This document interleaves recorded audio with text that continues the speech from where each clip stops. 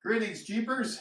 So what we're going to do today is install this outer inner windshield seal, and it goes right in this area here. As you can see, we don't have one, so we want to minimize the wind and the whistling.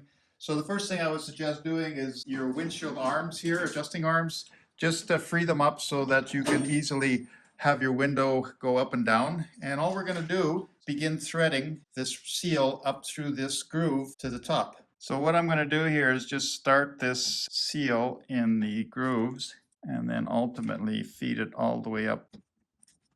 So with a little bit of effort and perseverance, it just kind of slides in the grooves there. So what I'm going to use is this dull flat bar just to pry it into the grooves and then slide it up the windshield.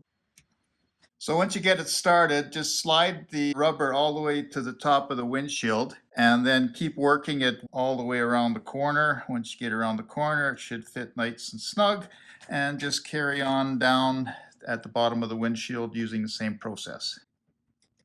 And I'm coming to the corner. I'm just going to go around the corner just with this tool.